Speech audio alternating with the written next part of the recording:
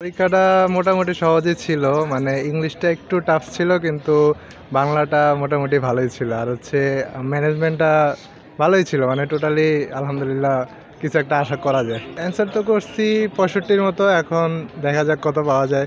ইচ্ছা আছে 55 এরকম পাওয়া যাবে। অনেক ভালো হয়েছে, কিন্তু টাইম মেনটেন করতে যে একটু সমস্যা হয়েছে।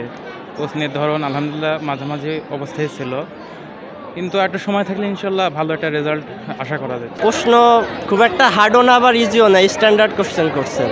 এখনও চেক করি নাই, বাসায় যেয়ে যখন অ্যান্সার মিলাবো তখন বুঝতে পারবো আর কি। মোটামুটি হিসাব বিজ্ঞানটা একটু সহজ আসছে, আর ম্যানেজমেন্টটাও সহজ আসছে। বাংলাটা একটু কঠিন আসছে আমার কাছে।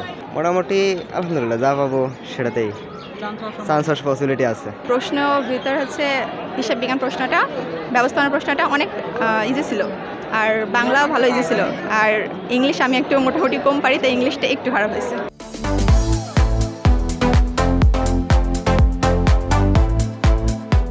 প্রশ্ন আপনার হচ্ছে ম্যানেজমেন্ট অ্যাকাউন্টিং এগুলো মোটামুটি স্ট্যান্ডার্ড অনুযায়ী ছিল।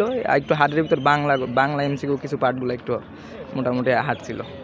আসলে পড়ার ইচ্ছা এখনও যখন ডিউ বাকি আছে, আর ওইদিকেও ওই রাজশাহীতে ওয়েটিংয়ে আছি, পজিশন আসার সম্ভাবনা আছে। দেখা যাক তার ভিতরে এটা দুইটার ভিতর যেটাতে ভালো সাবজেক্ট সবগুলো বিবেচনা করে একটাই অ্যাডমিট হবো। দিচ্ছি এমনি স্বাভাবিক গরম, এটার বাইরে আমরা এসি রুমও আছে একটা দেখলাম, সেখানে ছাত্ররা পরীক্ষা দিচ্ছে আর কি। তবে ছাত্ররা মোটামুটিভাবে ভালোভাবেই পরীক্ষা দিচ্ছে বলে তারা জানাবে। কোশ্চেন খুবই ভালো হয়েছে তাদের জন্য। এই আর কোনো ধরনের অসঙ্গতি কোথাও চোখে পড়ে নেই, কোনো অভিযোগও চোখে পড়ে নেই। উপস্থিতি প্রায় 100%, প্রায় 100%। যদি কোথাও আসি সেখানে 81 জন, সেখানে 79 জন, একটা রুম দেখা করে 100% উপস্থিতি। এরকম উপস্থিতির সংখ্যা খুবই ভালো, এটা খুবই একটা ভালো ব্যাপার আর কি।